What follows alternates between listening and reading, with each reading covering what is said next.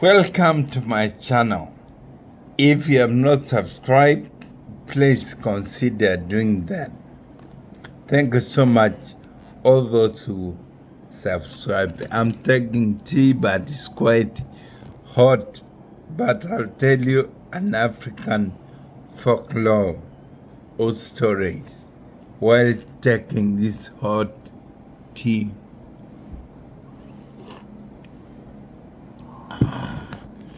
As it goes down, let me tell you a story.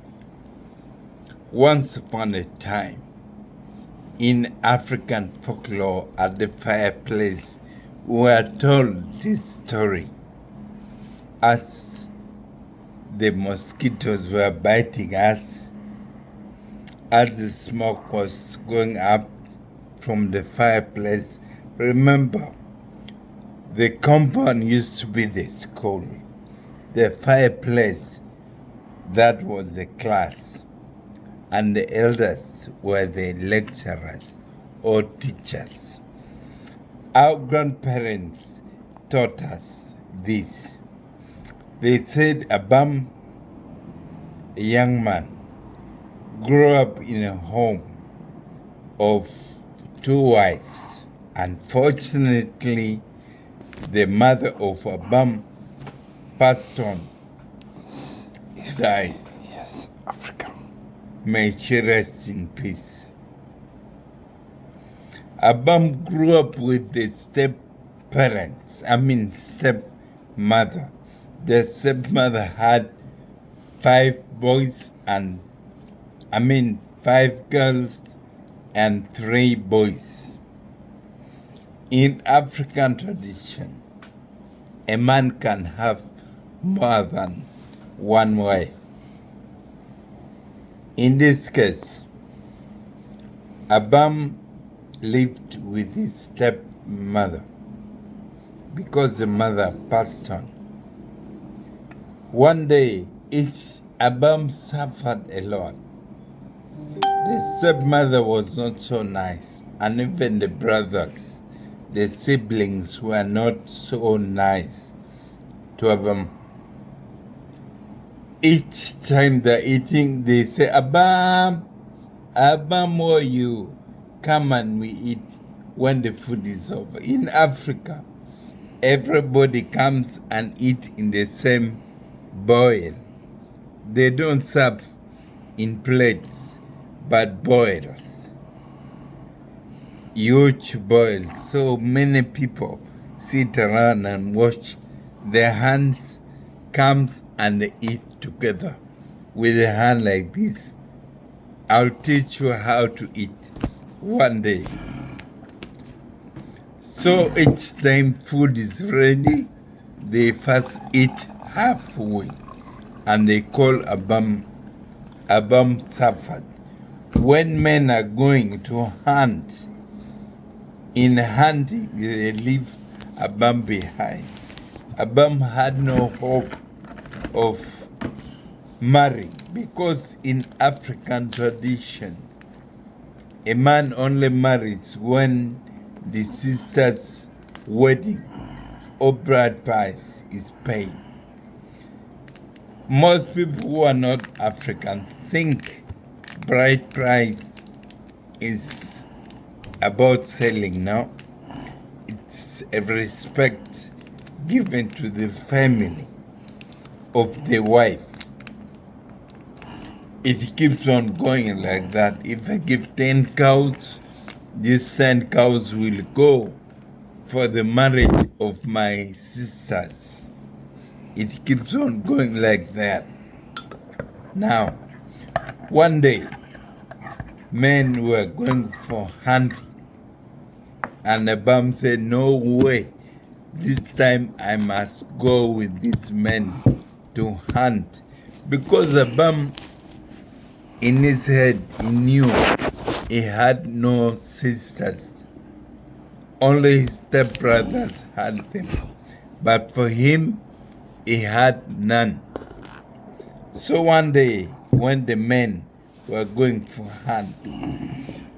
hunt, you know, hunting, they normally go to the park In the park, the wild animals like lions and all the wild beasts are there.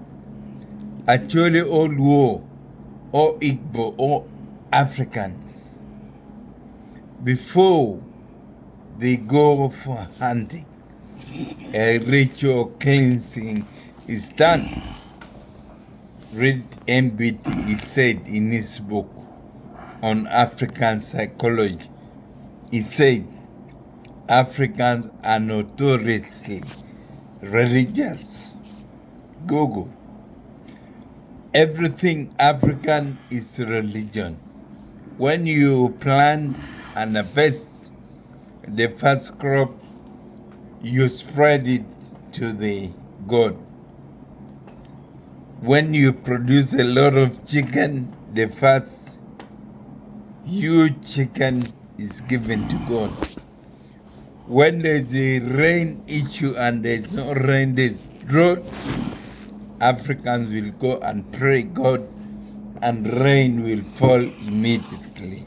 When a person can't produce, Africans will go pick a root from the forest, pound, and give someone to take, and such a person produces immediately. My grandmother was blessed to be a healer.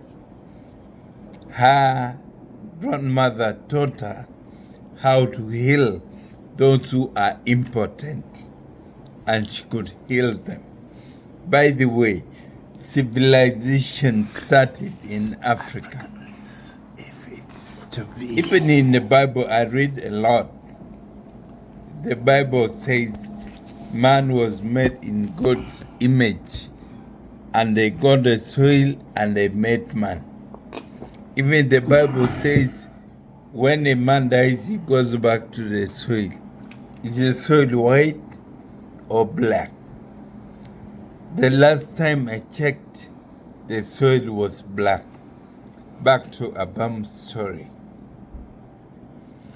Abam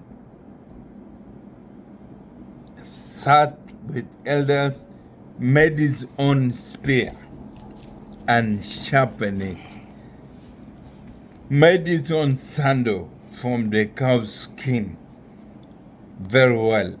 Luo say, or the Africans say, an orphan lands by the granary side, and an orphan makes his own shoes. Abem made his own shoes and spear. He joined the elders to go in the jungle. No one knew what Abam was thinking. Abam was thinking of downing an elephant. My tea is cooling.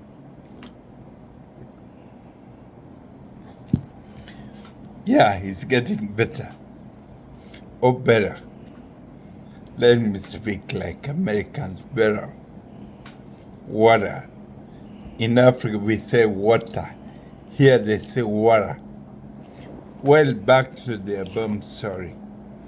When Abam moved with the elders to the jungle, everybody was laughing at Abam the third day, because Abam did not waste his spear on squirrels, on small animals. He was planning to kill an elephant, because in Acholi or Luo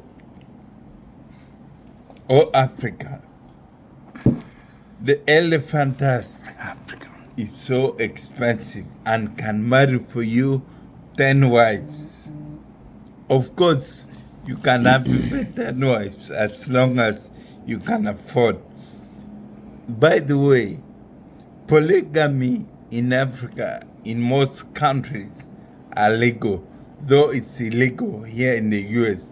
Yet, gayism or LGBT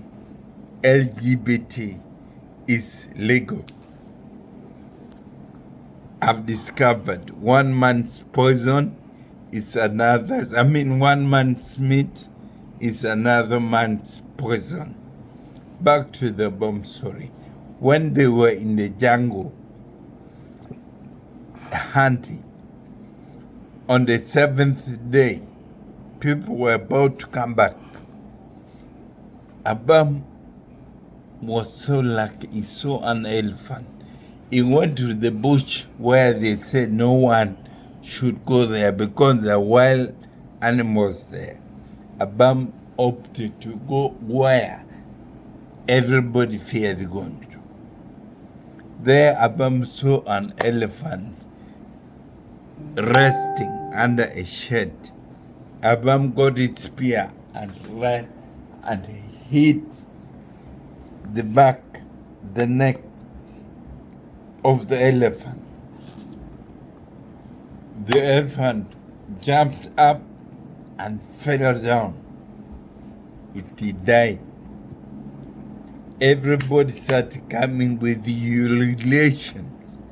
In Africa, we have what we call relation. Wariye la eye yerkaka. Ethiopian, ikum wo, the chairmatch. Wariye, and others blow their flutes. Pee, pee, pee. You know, others their hand.